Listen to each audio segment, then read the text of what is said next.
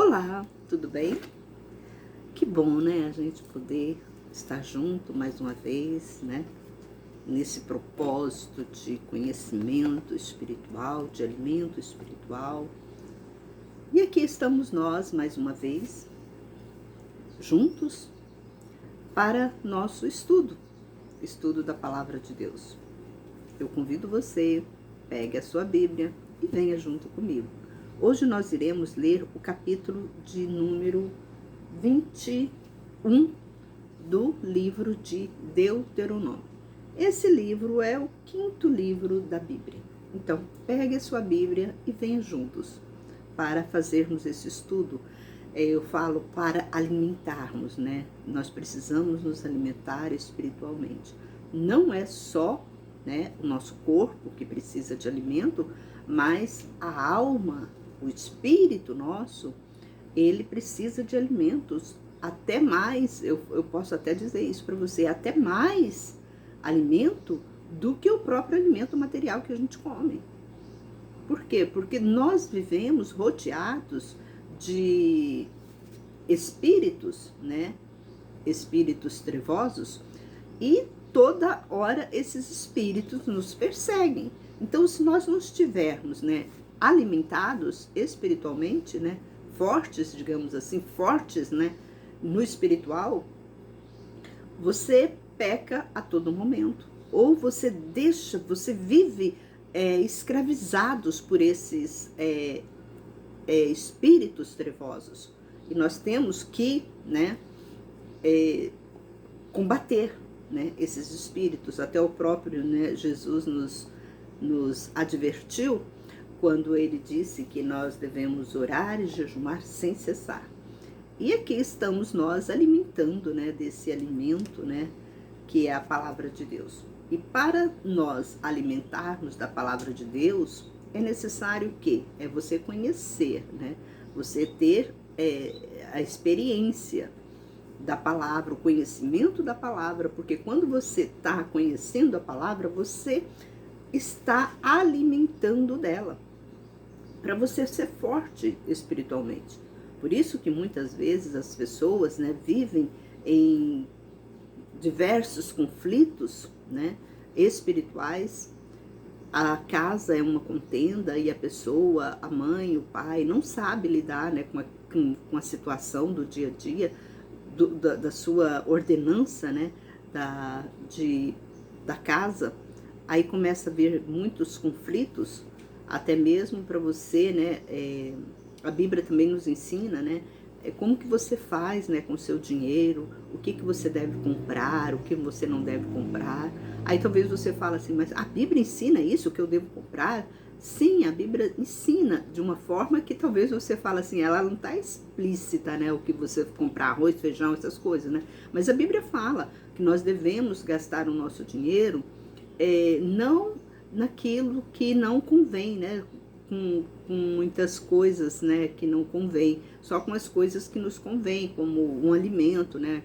O alimento do dia a dia nós temos que comprar. Então, só para nossas necessidades e não para gastar o nosso dinheiro, porque a gente tem que guardar, né, um dinheiro para o futuro. Tem muita gente que fala assim, eu vou para os Estados Unidos para ganhar dinheiro. Por que a pessoa vai para os Estados Unidos para ganhar dinheiro?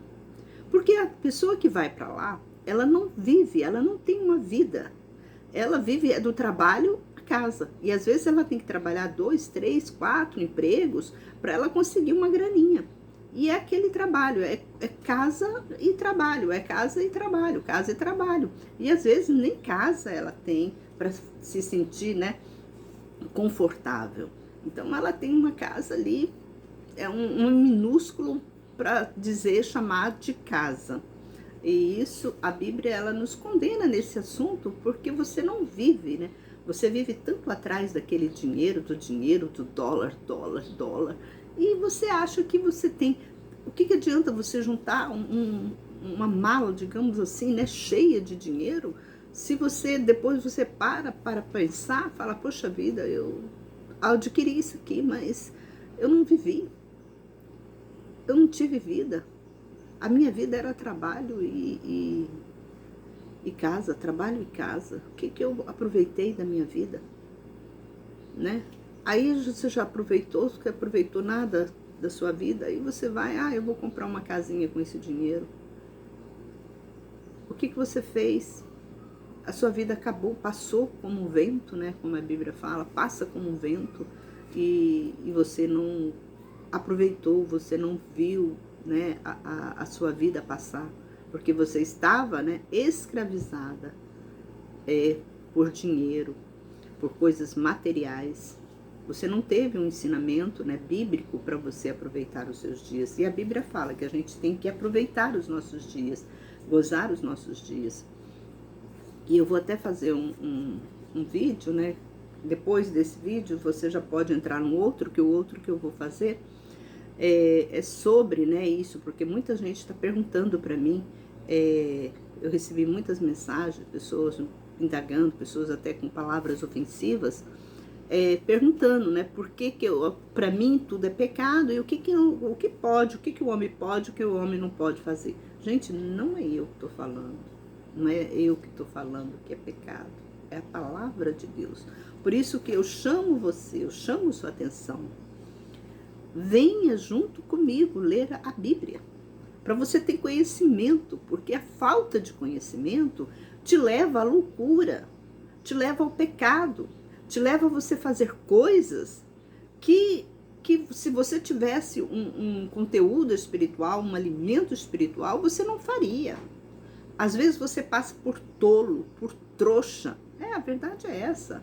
Quantas pessoas, né, que falam tanta asneira, que você ouve a pessoa falar tanta asneira e você tem que ficar calada, né? Você tem que ficar calada, porque aquela pessoa não tem entendimento, aquela pessoa, como a Bíblia fala, é uma pessoa tola, que não procurou a sabedoria, não procurou o entendimento, abre a boca para falar asneira.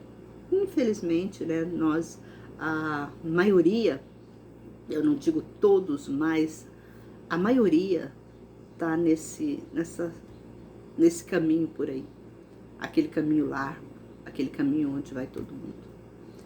Mas nós estamos aqui para nos alimentar espiritualmente. Eu creio que você chegou nesse canal, né? Não foi por acaso, não.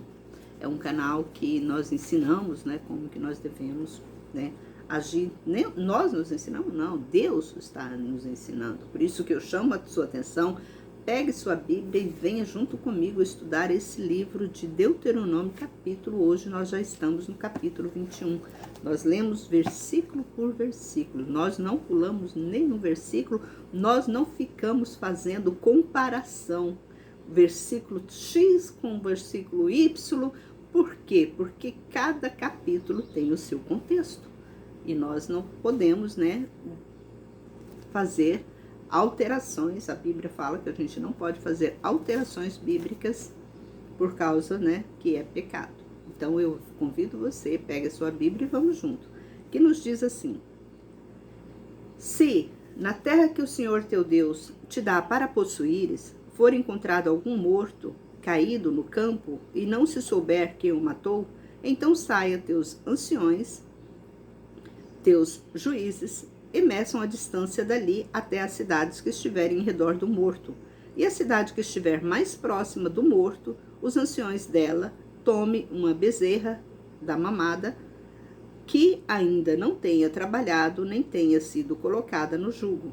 E os anciões tragam a bezerra a um vale de águas correntes, que não tenha sido lavrado nem semeado. E ali eles quebrem o pescoço da bezerra. E se aproxime o sacerdote, filhos de Levi, porque o Senhor teu Deus os escolheu para o servirem e para abençoarem em nome do Senhor, e de acordo com sua decisão deve ser decidida toda disputa e todo ferimento. E todos os anciões dessa cidade, a mais próxima do morto, lavem mãos sobre a bezerra cujo pescoço foi quebrado no vale, e declarem e diga: nossas mãos não derramaram este sangue, e nossos olhos não viram. Perdoa, ó Senhor, a teu povo Israel, que tu libertaste, e não faças recair a culpa do sangue inocente no meio do teu povo de Israel. E aquele sangue lhe será perdoado. E apaga o sangue inocente do meio de ti, para fazeres o que é reto aos olhos do Senhor. Veja bem, que mensagem maravilhosa é essa. O que nos traz, né, de entendimento aqui. Quando Deus tirou o povo de Israel e colocou, né, em cidades, ele deu decreto e ordenanças, né, para aquele povo continuar ali naquela cidade, como que eles deveriam fazer, como que eles deveriam agir. Até nisso Deus é tão maravilhoso, tão bondoso, que explicou para eles: olha, se vocês acharem um morto, alguém achar, né, passar no caminho e ver uma pessoa morta, caída, então vai lá, chama os anciões daquela cidade, os levitas, e ali imolem, né, façam um sacrifício, lavando, tirando, né, todo o pecado. Porque olha só como que é, irmãos, às vezes a gente não dá. O que que isso nos traz hoje, né, na nossa atualidade? Às vezes você não dá valor, né, às coisas espirituais, e como que gera, né, uma pessoa morta na sua cidade, gera castigo para a cidade toda. Aqui a gente observa que está falando, né, Deus está mandando, né, dando essa ordenança, porque se tivesse, eles tinham que fazer esse sacrifício para que aquele povo daquela cidade fosse inocentada daquele pecado ali, de matar, né, daquele pecado que aquele cara morto, né, que morreu. Olha como que é sério uma pessoa, olha como que a cidade. Isso explica por que nós, né, vivemos numa sociedade tão maldita. A verdade é essa. Aí as pessoas falam: ah, não existe Deus, Deus é ruim. Não é que Deus é ruim, é que o povo não conhece as escrituras sagradas. O povo não conhece o Deus que eles dizem, entre aspas, conhecer. Olha só como que Deus está falando. O que Deus falou para aquele povo de Israel? Se vocês encontrarem algum morto, vocês imolam um bezerro, trazem uma oferta. Você vê que os sacerdotes todos, os levitas, teriam que lavar as mãos deles diante daquele cordeiro, né, que estava sendo sacrificado, para pagar, né, todo o pecado que alguém daquela cidade cometeu. E para que a cidade toda não viesse, né, ser sacrificada, ser condenada. Porque a mão de Deus, ela pesa, e pesa muito sobre o ímpio, sobre o pecado. Então é necessário, por isso que eu falo para você, às vezes a gente faz coisas, a Bíblia fala que a gente não pode nem encostar, nem você que está encostando, está perto de um morto, você não pode, porque quando você vai no velório, você tem que chegar em casa, tirar aquela roupa, lavar toda, você tem que tomar banho. E você fica, para Deus, você fica imundo até você não fizer essa purificação. Até você pedir perdão. E você fica imundo para Deus. Olha só como que é sério, às vezes a gente não dá, né, valor a palavra de Deus. Mas a palavra de Deus, ela diz, como Deus nos diz, ela não volta atrás. Deus não volta atrás. Então nós temos que ter esse conhecimento. Aqui na minha rua, eu sempre estou ungindo a rua. Eu sempre desço lá, unjo todo o meu prédio, unjo a rua, e ainda tem males, né? Para que esses males, né, esses mal, não atinja a mim e minha família. Eu protejo a minha família. Sempre estou orando, sempre estou jejuando, sempre estou, né, em constante vigilância nesse sentido. Porque a cidade, ela está contaminada, a cidade, ela está maldita.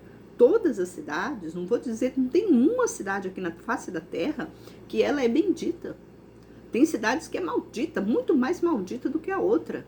E a gente sabe disso, né? Temos experiência. Quando acontece grandes tragédias em algum lugar, abre o olho. Se você mora nesse lugar, muda. Faça de tudo para você mudar desse lugar. E procura um lugar, antes de você mudar para uma determinada cidade. Eu sei que todo lugar é maldito, mas procura um lugar menos menos, né? Que aquele povo adora menos outros deuses, né? Que tem cidades que ela adora Satanás, ela adora um monte de deuses, pessoas, né? A gente tem que até ficar longe de pessoas que tem muito, como fala, muita adoração, há muito ídolos, muito deuses, para que você viver, né, longe dessas pessoas. Talvez você fale assim, mas hoje em dia está todo mundo, pastor, eles fazem isso, sim, todo mundo, mas se você puder, né, evitar andar com esse tipo de pessoas, conviver com esse tipo de pessoas, Deus está te olhando. Deus está olhando para você. Você está entendendo? Deus está olhando. A Bíblia diz, não sei se você conhece a palavra de Deus, mas se você não conhece, é bom você começar a ler, para você conhecer, para você não falar asneira por aí, que quando Jesus ele ordenou aqueles 12 apóstolos, né, para saírem para pregar nas cidades, que ele ordenou, olha, vocês vão nas cidades, pregam, e aquela cidade que não te receberem, até o pó daquelas cidades, vocês batem o pé ali, deixa ali naquela cidade, não carrega o pó daquela cidade. Aí você para pensar, por que Jesus disse isso? Né? Por que Jesus disse que até o pó a gente tinha que deixar ali? É porque é maldito. Aquela cidade vira uma cidade maldita. Você está entendendo? E o próprio Jesus nos explicou isso. Quem diz, olha só, por isso que eu falo para vocês, quem diz que o Velho Testamento foi abolido, por que Jesus fala isso para os discípulos? Nós vemos aqui, nós acabamos de ler o que Deus transmitiu para o povo. E agora eu vou falar para você por que tem muitas igrejas. Porque essas igrejas também são malditas.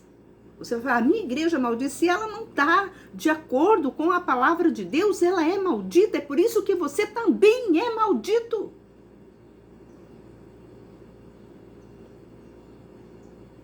É forte? Sim, é forte.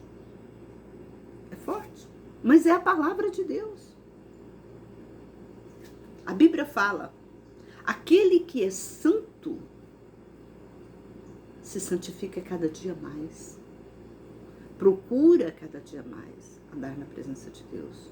Vigia, a Bíblia fala o tempo todo, Jesus mesmo, ele falava, ele passava essa mensagem. Vigiai e orai sem cessar.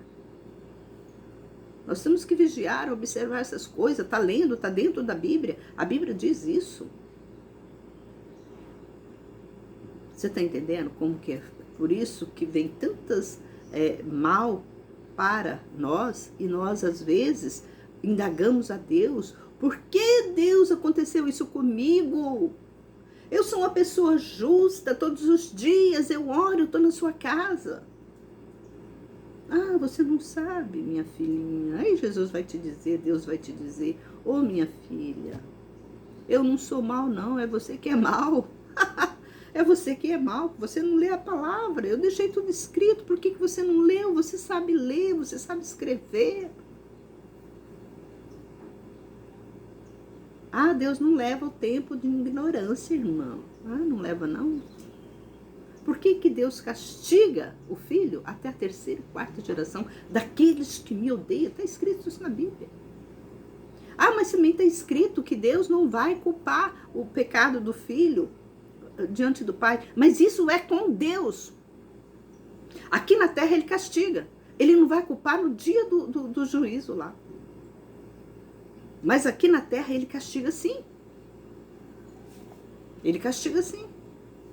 Por isso que você vê até hoje, às vezes a mãe largou o marido, aí a filha casa, larga o marido, aí o filho casa, lá, vai passando assim, aos netos também, vai passando de geração em geração. Quantas vezes que eu vi pessoas falando, isso é uma maldição, vem de família. Isso é uma maldição de família. Existe maldição de família? Existe. Existe.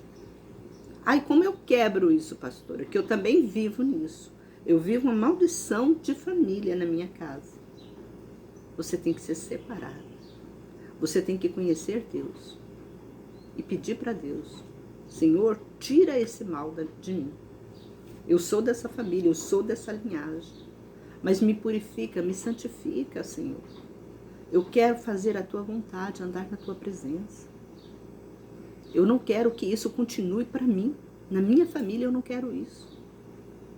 Você já observou que uma família... Só um minutinho aí. Uma família tem câncer.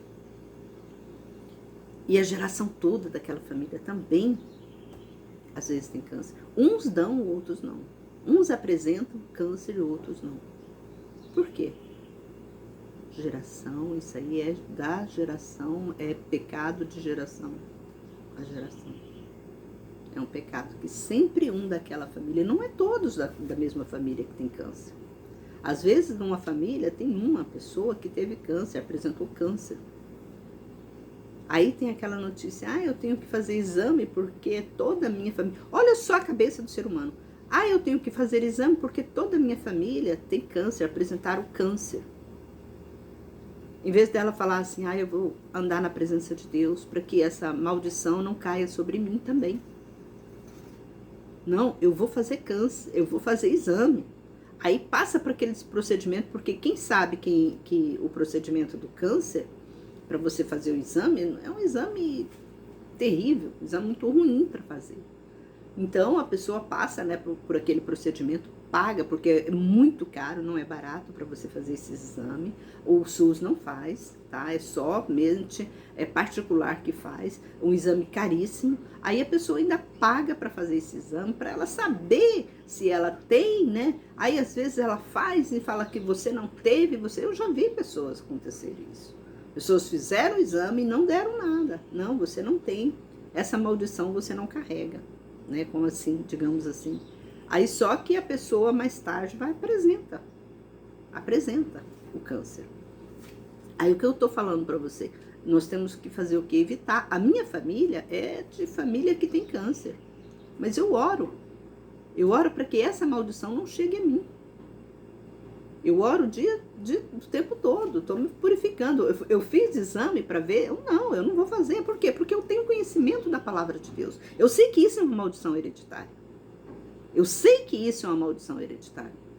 Eu vou fazer exame para quê? Eu vou pedir misericórdia para Deus, para que essa doença não chegue a mim, para me livrar dessa doença.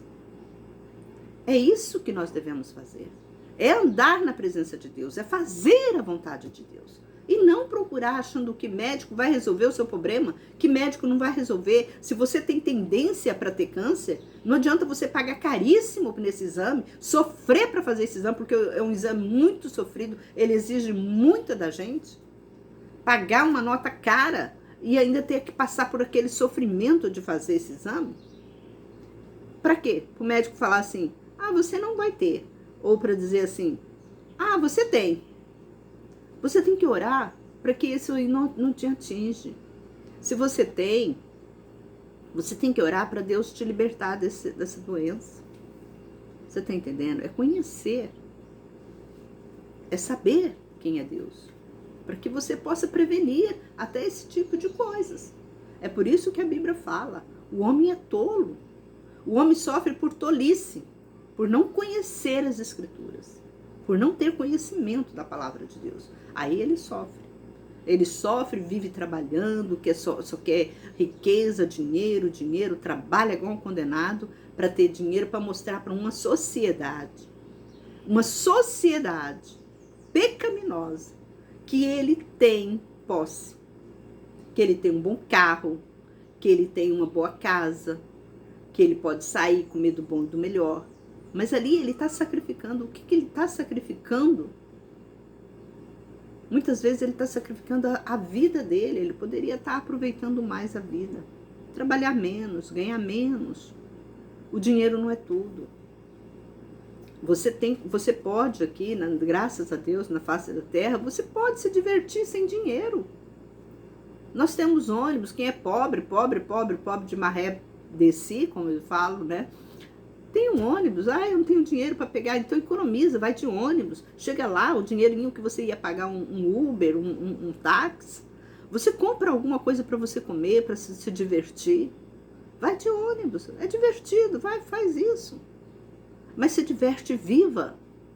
Eu quero ir na praia com minha família, mas gasta muito, vai lá, compra uma dúzia de ovos, faz uma farofinha gostosa, com cebolinha, uma gostosa, né? E coloca na panela e compra uns refrigerantes. Vai, leva a sua família, vai se divertir. Irmão, você tá mandando eu ir pra praia, levar farofa, ser farofeiro na praia? As pessoas vão ficar olhando lá, eu tenho vergonha, eu prefiro nem sair de casa. Tola, você não tá vivendo. Você tá se importando com o que os outros vai falar de você? Olha, uma farofa na praia é muito gostosa, sabia? Uma farofinha com ovo, com cebola, é uma delícia. Coloca umas linguiçinhas, então, é muito gostosa. Você tem que aproveitar. Eu sempre fui pobre. Eu sempre aproveitava. Às vezes, quando eu não tinha carro, eu ia de ônibus, sim. Eu fazia isso que eu tô falando pra você. E eu com criancinha pequena, minhas crianças tudo pequeno, vamos tudo pra praia. Chegava lá na praia, a gente comia, levava refrigerante, não precisava comprar nada. Porque eu levava tudo, eles comiam, divertiam, passeavam, né? Era um passeio que eu fazia com a família. E eles aprenderam a viver assim. Eu ensinei eles a viverem assim.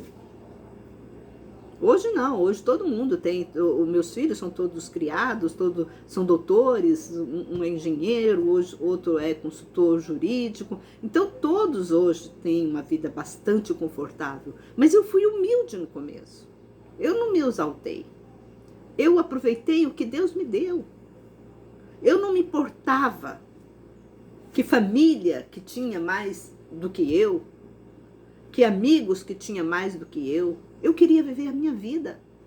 Para mim, eu nunca importei. Eu nunca importei com o que as pessoas falavam de mim. Eu nunca importei, eu vivi e dei vida para minha família. E eles brincavam, as crianças brincavam, a gente saía, ia fazer piquenique, em cachoeiras. A gente procurava lugarzinho para ficar todo do final de semana. Eu não vivia na casa de parente para fofocar, para ficar conversando fiado. Eu não fazia isso, porque eu não gostava. Eu queria me divertir, eu queria que as crianças se divertissem. É isso. Para você lavar, até você lava a sua mente, sabe? Quando você tá assim, sai, eu pegava as cachorradas, tudo, vambora, entra dentro do carro, vambora, vamos sair. Colocava ali, era criança, era cachorro, era tudo junto, vamos pra praia, vamos... Era assim que eu fazia. E assim eu vivi, passei a infância deles, né? Desse jeito, me aproveitava. Aí chegava de lá, todo mundo cansadinho, ia para tomar banho, ia comer alguma coisa e ia deitar. Era assim. Mas eu sempre fazia. Eu sempre ensinei para eles a palavra de Deus. Sempre estava mostrando para eles. Eu não queria que eles ficassem como no dia de hoje, esses jovens, né, dia de hoje. Se você não tiver uma roupinha melhor, se você não tiver um sapatinho melhor, às vezes, né, você vai na igreja, aquelas pessoas, né, quer ser maior do que a outra, né? Fica humilhando uma irmã que está ali sentadinha no banco. Então, para que isso, gente? Para que isso? Você tem que viver o que Deus te dá. A Bíblia mesmo fala que é bem-aventurado, né? O homem, né, que sabe viver. Nós temos que saber a viver. Não importando, todo o mundo aqui sofre. As pessoas são uma só. Então, se você ficar preocupada, eu não vou fazer isso. Muita gente, né, que passa fome dentro de casa, mas tem vergonha de vender algo na rua. Irmã, eu não vou fazer. Tá desempregado? Pega faz um cachorro quente, faz uma marmitinha, faz um sanduíche, faz qualquer coisa, faz um chup-chup, né, que todo mundo compra. E vai vender, principalmente agora, nós estamos no verão aí, ó, quem tem praia, cidade que tem praia, cidade também que não tem praia, mas tem aqueles rios, né, onde vai junto um monte de gente. Se você mora numa cidade que não tem praia, mas lá tem rio, você vai na cidade, no centro da cidade, gente, vende tudo, vende tudo. Você pega ali, ó, o dinheiro à vista. Mas é muito pouquinho, eu quero ganhar mais. A Bíblia fala, ser fiel no pouco, que no muito eu te colocarei. Ser fiel no pouco é nesse sentido. Agradeça a Deus o que Deus está te dando. você não está passando fome. Se você está trabalhando honestamente, você não passa fome, não. Passa fome é quem é preguiçoso. Ainda mais quando você vive, você está na sociedade. Eu fico boba de ver que tem gente falando que assim, eu passo fome, eu não tenho dinheiro para ir em tal lugar, eu não tenho dinheiro para ir. Eu sempre vivi pobre. Eu sempre levei meus filhos no shopping, eu sempre levei na praia, eu sempre fui em restaurante. Por quê? Porque eu trabalhava. Eu sempre trabalhei. Eu não tinha preguiça, não. Para mim, todo trabalho é digno. Se eu tô ganhando meu dinheirinho, se eu quero viver, eu preocupava em mim, eu quero viver. Eu não quero de ficar de canequinha no vizinho. Olha, você tem uma xícara de café, você tem um pó. E a pessoa lá, né? Você vê a pessoa dentro de casa, o tempo todo descansando dentro de casa, e não tem coragem de trabalhar. Aí vai, fala a verdade, se chega aqui na minha casa aqui pedindo alguma coisa, eu nego. Eu nego por quê? Porque eu já passei por isso. Agora eu vejo a pessoa lá dentro de casa, lá o tempo todo, lá, né, ouvindo música na maior altura, aí não tem uma xícara de café, não tem que ficar pedindo pro vizinho, me empresta aí uma xícara de café, me empresta uma xícara de açúcar. Meu filho tá passando fome, você tem aí um leitinho para me arrumar? Pô, por que não vai trabalhar? Eu não sou, né? Eu também tenho a minha família. Eu nego. Desculpa, mas eu nego. Não venha na minha casa pedir porque eu nego. Se eu conhecer a pessoa, eu nego. Se eu conheço que aquela lá é uma folgada, não quer trabalhar, eu nego. Porque eu sempre tive filho pequeno. Eu tô falando isso. Eu sempre tive filho pequeno. Eu nunca tive ajuda de vizinho para nada, nem para cuidar dos meus filhos eu tive. Talvez você fale, você tem, sua mãe mora perto. Não, nunca tive mãe perto. Eu nunca tive irmã perto de mim. Eu nunca tive ninguém, nenhum vizinho que falasse assim para mim assim, pode deixar que eu cuido dos seus filhos para você. Não, eu nunca tive. Então como que você trabalhava? Eu trabalhava no momento que eles iam para a escola. E quando eles eram pequenos, que eles não tinham escola, eu sempre pagava uma pessoa para cuidar deles. Se eu ia trabalhar, eu pagava uma pessoa para ficar com eles. Olha, você fica com eles aqui que eu vou ter que sair. Aí chegava lá, pagava a pessoa ia embora e eu ficava. Eu sempre, então não tem desculpa. E eu tive 3 filhos. Você sabe o que é 3 filhos, tudo pequenininho? 3 filhos. Você não tem marido? Eu tenho. Meu marido trabalhava, só que o dinheiro dele não dava para sustentar a gente. Eu trabalhei muito, hoje eu tenho bens, mas eu trabalhei para adquirir esses bens que eu tenho. Tá entendendo? É isso, gente. É isso. Nós temos que trabalhar, nós temos que colocar a mão na massa, não ficar aí, porque todo mundo, a Bíblia fala que o trabalhador é digno do seu salário. Então não tem esse negócio de você achar que você não vai conseguir, que você tem vergonha. Não é hora de você ter vergonha, não. É hora de você trabalhar. Não é hora de você ter vergonha. Então não tem essa desculpa. Então vamos continuar o nosso estudo aqui. Aí fala, quando saíres à batalha contra teus inimigos e o Senhor teu Deus os entregar em tuas mãos e levares cativos, e se vires entre os cativos uma mulher formosa e amares, e tomares como mulher, então traga-a para dentro de tua casa, e ela raspe a cabeça, apare as unhas, dispa as vestes do seu cativeiro, more em tua casa, chore por seu pai e por sua mãe durante o mês todo, e depois disso pode entrar a ela, e será seu marido, e ela será tua mulher. E se ela não te agradar, então deixa-a ir para onde ela quiser, mas não a venda por dinheiro, nem a trate como escrava, porque a humilhaste.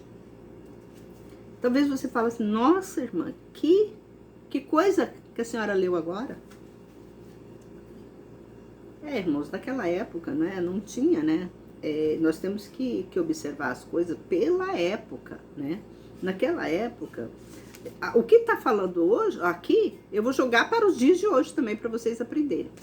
O que está falando aqui? Se algum daqueles homens, né, saísse para a guerra, não para aquelas cidades que Deus, né, colocou para eles ficarem. Não é essa cidade. Aqui já é outras cidades, quando é para a guerra, né? Então, se eles encontrassem, se algum homem encontrasse, porque naquele tempo o homem podia ter várias mulheres, né? Ele podia ter várias mulheres.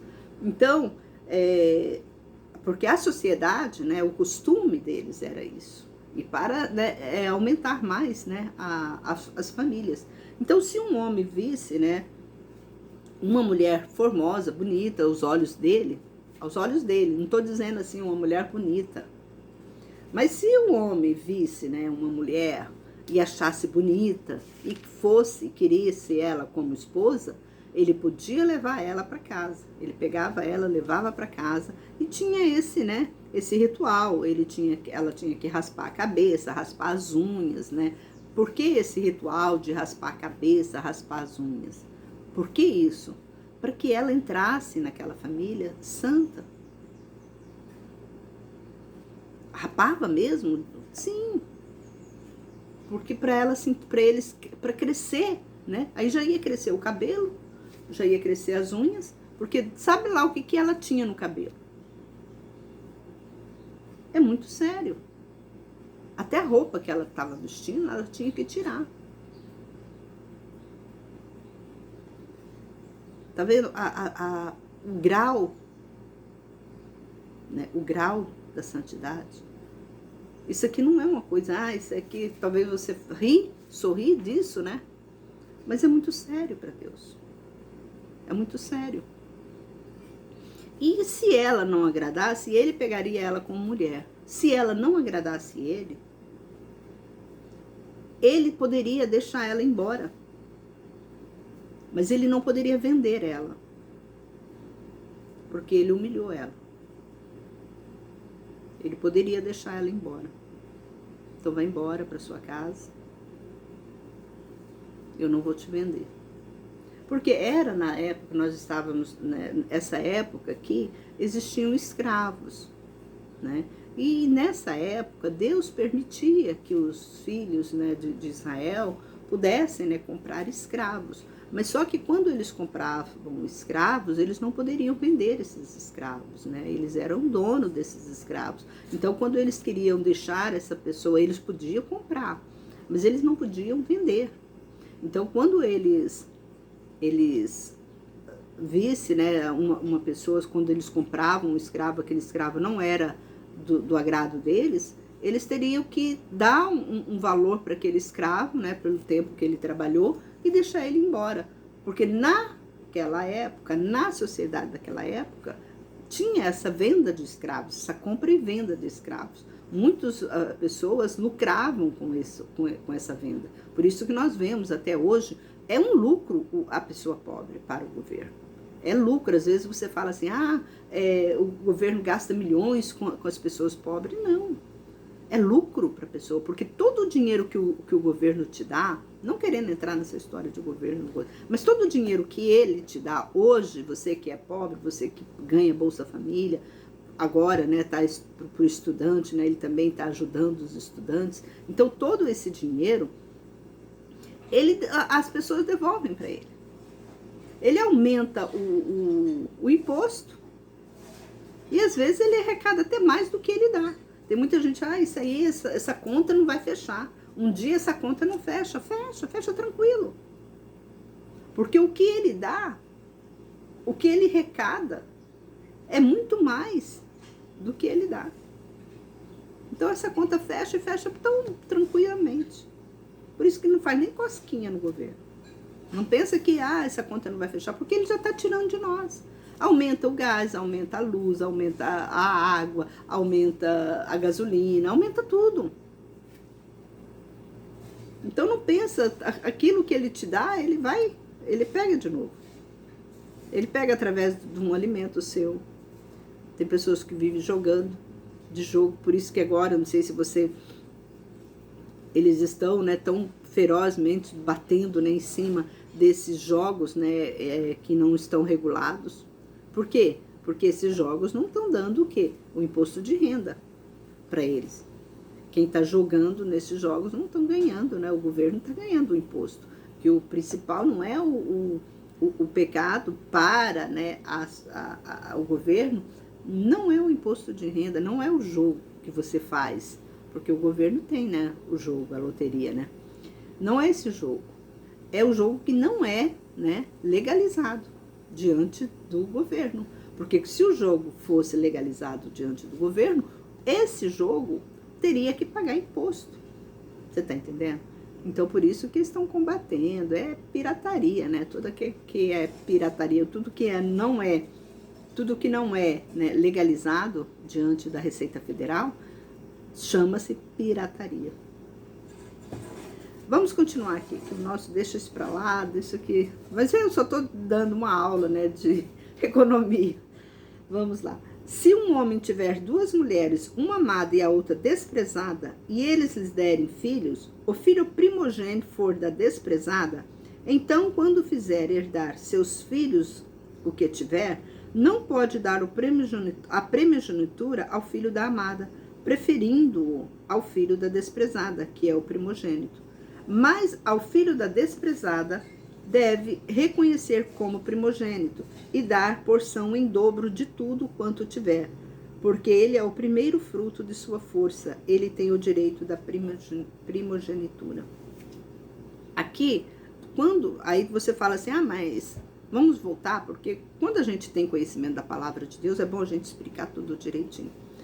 Quando ele está falando aqui da primogenitura, porque aconteceu, né, com Abraão. Abraão, ele teve Isaac e Ismael. Quem nasceu primeiro? Ismael. Mas Ismael nasceu de quem? Da escrava. Então, não foi da amada, né? Foi da desprezada, porque a escrava não era amada dele. A amada dele era Sara. Então, foi da desprezada. E quem ele considerou o primogênito? Ali ele não considerou o primogênito. Quando ele foi, né, fazer o sacrifício, quando Deus pediu o sacrifício para ele pegou o sacrifício de quem? Da desprezada ou da amada? Ele pegou o filho da amada. Era o segundo filho, né? Ele pegou porque era Ismael, né? E Isaac. Então ele pegou Isaac. Isaac era da amada, da esposa dele. Mas o Isaac, ele não veio primeiro, ele veio segundo. Então, por isso, aí houve o quê? Houve uma injustiça. Mas só que nessa época não existia essa lei de Deus. Então, a gente não pode falar que houve injustiça. Porque não houve, né? Não era essa lei. Essa lei foi de Moisés para cá. Foi do tempo que Deus tirou, né, o povo de Israel, né, de lá do Egito. Então, foi nessa época que começou, Deus viu que Deus não gostou do que Abraão fez também, tá? Nesse quesito, Deus não gostou, porque quando Deus pede o primogênito, ele teria que ter levado quem? Ismael. Mas ele levou quem? Ele levou Isaac. E Deus não gostou, porque Deus, a própria Bíblia fala que Deus é justo. Tanto que a família de Ismael, ela foi uma família que Deus também abençoou. Não é uma família maldita. A família de Ismael. A família de Isaac é uma família, tanto que os próprios nomes, né, eles são quase iguais, Ismael e Isaac. Os dois, Abraão colocou, né, os nomes quase idênticos, né? Então, não houve essa, para Deus, não houve, né, uma separação. Porque Deus também, a própria Bíblia fala que Deus abençoou também a geração de Ismael. Então, nós temos que ver que Deus é tão justo. Aí tem pessoas, né, que abre a boca, fala que Deus é injusto, que Deus é o diabo, que Deus é isso, que Deus é aquilo, que Deus é pior do que o diabo. O próprio diabo joga, né, na cara das pessoas, dizendo essas coisas, para que enganar. Então, se você não tem, é por isso que eu sempre falo para vocês, gente, se vocês não têm um conhecimento, uma base bíblica, você pega, você fala asneira, você começa a blasfemar contra Deus, né? E isso é pecado, a blasfêmia é pecado. Então, para você comentar qualquer assunto bíblico, é necessário que você tenha um conhecimento, o porquê daquilo, né? Talvez isso você não conhecia. E aqui ele está falando que mesmo, olha aqui, Deus corrigiu o povo nesse sentido. porque era costume, porque eles acompanhavam, né, a história de Abraão. Então, como eles acompanhavam essa história, Deus corrigiu aqueles. Olha, quando você tem um filho, o primeiro filho, se for da desprezada, porque era normal da mulher, desde aquela época, ser estéril, né? Ser estéril, tanto que a Sara era estéril. Deus chegou na Sara e falou, eu vou te dar um filho. Aí que Deus abriu a madre da Sara. E hoje muitas mulheres são estéreis, então nós temos que orar. Se aconteceu com a Sara também pode, né, ter um filho. Comigo mesmo aconteceu isso. Eu fiquei 5 anos tentando engravidar. Eu não tomava remédio, não tomava anticoncepcional. E eu não conseguia engravidar. E eu orei a Deus. Eu fiquei de jejum.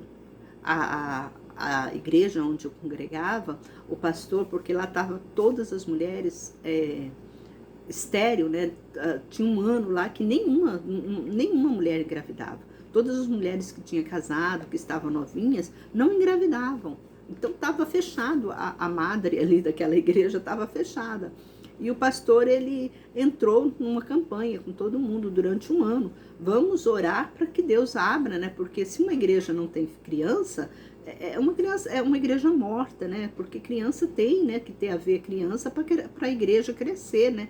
E não tinha. Aí quando eu lembro que no final do ano, né, do outro ano que aconteceu, a gente fizemos, né, esse jejum o ano todo, e no final do outro ano as mulheres já estavam todas lá na igreja apresentando os filhos. Olha que bênção, não ficou uma sem engravidar. Deus abriu a madre de todas elas. Eu mesma tive um casal de gêmeos. Eu fui mais abençoada nesse sentido do que as outras, mas as outras também foram, todas elas foram abençoadas. E eu também. Então, às vezes, se sua igreja, né, eu falo para você, pastor que está ouvindo, né, essa mensagem, você que é pastor ou pastora, ou você que, né, que está nessa situação, fala, irmã, eu estou orando muito tempo para Deus abençoar. Faça um jejum.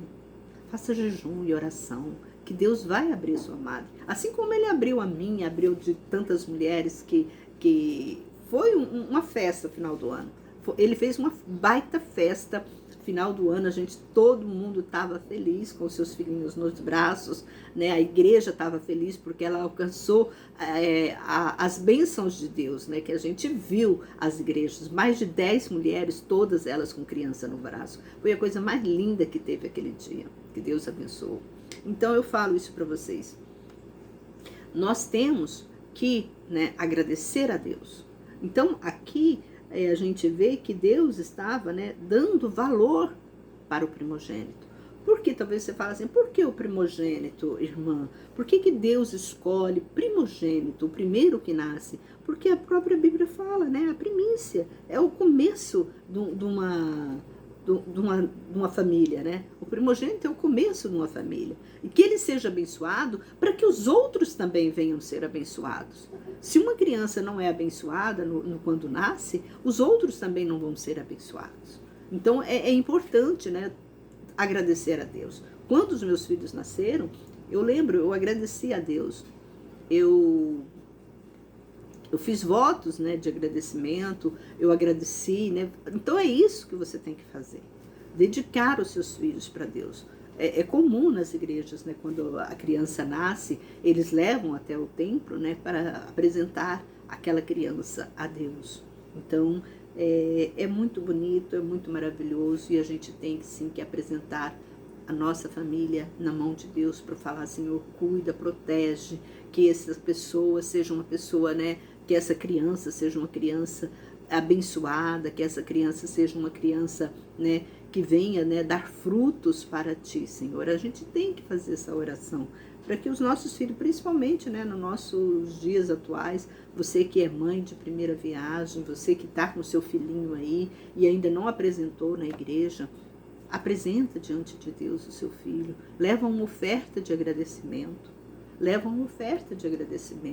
para que Deus te deu essa bênção, porque não é todas as mulheres que têm esse privilégio, né, de ficar grávida. Tantas mulheres, e todas as mulheres casadas, elas têm desejos de ter um filho nos braços. É um desejo que talvez você fala, como que isso acontece? É desejo de toda mulher casada ter um filho. Deus dá, é porque bênção é o fruto. Toda árvore que não dá fruto tem que ser cortada. Então a mulher que não tem fruto, que não tem filho, ela se sente mal. Ela se sente mal. A vida dela toda, o próprio marido fica julgando ela. Nem um filho você pode me dar. Como se a culpa fosse dela, né, de gerar um filho, de ter esse poder de gerar um filho. Porque isso não é da mulher, é de Deus. É Deus que coloca o filho no nosso ventre. Não é nós. Nós somos, as mulheres, é apenas como fala, é um meio, né, que Deus usa para trazer a humanidade para a Terra. É um meio, né? É como dizem assim, nós somos uma aeronave, né, que vem de lá do céu e daqui nós guardamos o bebezinho aqui dentro de nós para ele crescer e nós colocamos no mundo. A responsabilidade de uma mãe. Olha o tamanho da responsabilidade de uma mãe. Talvez você fale, mas o pai também tem essa responsabilidade. Sim, o pai também tem essa responsabilidade. É a responsabilidade do casal. Mas vamos continuar. Se alguém tiver um filho obstinado e desobediente, que não escuta a voz do seu pai e da sua mãe, embora eles o castiguem, e ele não os escuta, então seu pai e sua mãe o tomem e levem aos anciões da cidade e à porta de sua cidade. E diga aos anciões da cidade: este nosso filho é obstinado e desobediente, não escuta a nossa voz, é comilão e beberrão. Então todos os homens da cidade o apedrejam até que morra. Assim exterminarás o mal do meio de ti, e todos os filhos de Israel ouvirão e temerão. Tá vendo? Para que? Talvez você fale, mas para que tanta injustiça? Pior coisa, irmão, é você ter um filho desobediente. Como aqui fala. Deus não está falando assim, ele é desobediente, vai lá e entrega ele para o sacerdote para ele matar. Não, ele está falando, se o filho for desobediente, se você castigou, e mesmo assim ele continua desobediente, como diz o outro, é fruto, né, podre. Aquilo é um fruto podre. Vai dar o quê? Vai dar trabalho para o pai e para a mãe e maus exemplos até para a sociedade. É o que nós vemos, né, hoje em dia. Tantas crianças aí desobedientes que crescem, né, no meio da marginalidade e hoje estão trazendo o aborrecimento para o pai e para a mãe. Quantas crianças que hoje, né, o pai, a mãe está chorando, não tem nada dentro de casa porque a criança pega tudo, o filho pega tudo, o filho bate na mãe. Quantas crianças que estão acontecendo assim? E às vezes os pais têm vergonhas, né, de entregar esse filho para a justiça tomar conta. Ou muitas vezes eu mesmo já ouvi muito depoimento de mães que falam assim, olha, tudo o que eu fiz para o meu filho eu fiz, mas ele continua desobediente. Então eu prefiro que ele fique na cadeia do que dentro de casa. Porque lá na cadeia ele vai estar vivo. Quantas vezes é duro para uma mãe entregar um filho para uma justiça? Quem tem filho sabe disso. É duro, é pesado. Mas às vezes ela tem que fazer isso. Ela tem que tomar essa atitude. Porque aquele filho pode estragar a vida dela, estragar a vida de outro filho. Quantos filhos que não matam os irmãos? Porque ele é obstinado, é uma criança já ruim. Não vê o caso de Abel e Caim, né? Que Caim matou Abel.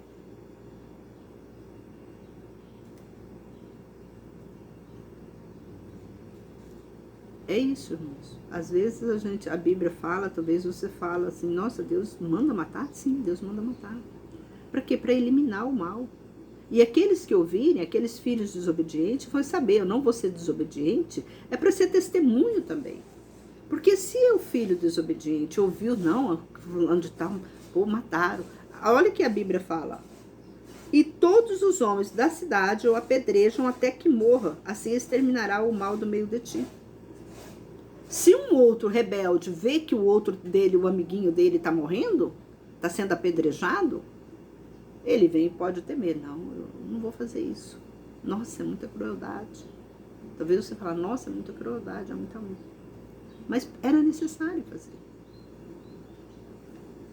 Se um homem se fizer culpado de um pecado que mereça a morte e for morto, e se tiveres pendurado numa árvore, então seu cadáver não deve permanecer toda a noite na árvore, mas o deves enterrar no mesmo dia, porque o pendurado é maldito de Deus. Não contamine sua terra que o Senhor teu Deus te dá como herança. Essas ordenanças, talvez você fale, nossa, mas a ordenança de Deus era muito pesada. Irmãos, antes de ser pesada, ele avisou. Não é que ele não é justo. Ele é justo. Ele avisou, não faça. Por que você está fazendo? É a mesma coisa, uma mãe fala para o filho, não faça isso, meu filho, eu não gosto. Mas aquele filho fica teimando. A mãe está falando, não faça, meu filho. A mãe vai ficar o resto da vida dela falando aquilo para o filho. Ah, então, pastora, você está dizendo então que a mãe pode matar o filho obstinado? Não, entregue para a justiça. Aqui fala que o filho, né, a mãe, que o filho, a mãe leva ele para os anciões da cidade. Então a mãe tem que pegar esse filho obstinado, esse filho rebelde, e levar para quem? Para a justiça, que a justiça vai tomar conta. Às vezes a mãe não leva o filho para a justiça porque tem medo, eu não quero ver meu filho preso. Mas ela vive sofrendo dentro de casa. Aqui mesmo na minha rua tinha uma senhorinha já idosa, que os filhos dela, os netos, nem era filho não, porque os filhos dela já tinham morrido tudo. Os netos dela batia nela, prendia ela no quarto, roubava todo o dinheiro dela. E eu falava para ela, por que você denuncia? Ela virava para mim, não, eu não quero ver ninguém preso. Mas eles faziam essa ruindade com uma velhinha. Eles batiam nela, eles tiravam todo o dinheiro dela. Aí ela falava para mim que quando ela recebia dinheiro, às vezes ela tinha que esconder o dinheiro, um lugar muito escondido, para que eles não pegassem. Porque senão eles pegavam tudo e gastavam com drogas, com bebidas. E tanto os filhos quanto os filhos netos, né, que era tudo neto dela, como as noras, né, as nora neta dela também faziam isso com ela. Prendiam ela dentro do quarto e ficava fazendo a maior coisa na sala lá dela. Aí eu falo para você, por que aconteceu isso? Por que acontecia tudo isso? Porque ela tinha pena de denunciar eles para a polícia. E ela sofria. E ela passava. E quanto mais ela sofria, só que eu falo uma coisa para vocês. Ela sofria, os filhos deles também sofriam de ver o pai naquela situação e a mãe naquela situação. E cresciam naquela família, achando que aquilo ali era tudo normal. E isso vai passar de filho para filho. Aonde que ela vai tirar o mal? Aonde que o mal vai parar? Não vai parar, o mal vai ficar só pior, vai passando de filho para filho. Porque a mesma coisa que os filhos fizeram com a avó, eles vão fazer, os filhos vão fazer com eles também. Aí vai passando, vai fazendo coisa. E o que Deus estava evitando isso? Que cortasse, estipasse esse mal. Você não pode, a gente não pode aceitar. A gente não pode aceitar. Quando você vê o seu filho rebelde, o seu filho fazendo coisas erradas, você não aceita. Porque se você aceitar, vai ser pior. A Bíblia está nos ensinando isso. Nós não somos obrigados a aceitar. A Bíblia nos ensina. Olha como que tanto conhecimento, se você ter conhecimento da palavra, então eu posso denunciar, não vou ser pecado. Não. Você vai se salvar. Você vai se salvar, porque você vai ter vida. E você pode salvar essa pessoa. Quantas pessoas que já foram presos, voltaram para a sociedade, hoje é uma pessoa de bem, hoje ele está regenerado. Quantas pessoas que já aconteceu isso? Mas se não fosse denunciado para a polícia, talvez ele não estaria mais nem vivo. Quantos jovens que perdem a vida muito cedo, por culpa dos pais, que os pais têm medo de denunciar eles para a polícia. Os pais apanham dentro de casa, mas tem medo de denunciar eles para a polícia. Ah, eu não vou denunciar meu filho, não, porque senão ele vai sair da polícia e vai me matar. Não vai sem temer. Vai, denuncia ele sem temer. Mostra para ele, coloca autoridade, mostra para ele quem tem autoridade dentro da sua casa. Você tem que ter. Termino aqui esse capítulo, eu sei que foi um capítulo, ele é um capítulo curtinho, mas né, tem muito assunto para conversar nesse capítulo. Que Deus abençoe você e toda a sua família, e que cada dia que passa, né, nós possamos né, aprender a estar mais na presença de Deus, examinando né, as escrituras e colocando em prática, para que nós possamos crescer juntos espiritualmente com Deus. Um forte abraço, e se você gostou dessa pregação, desse estudo, você compartilha para que esse canal possa crescer, para que possa chegar né, a mais lares né, que estão necessitando né, de uma palavra exata, né, uma palavra firme, e que Deus abençoe a todos vocês. Um forte abraço e até o próximo vídeo, se assim Deus permitir.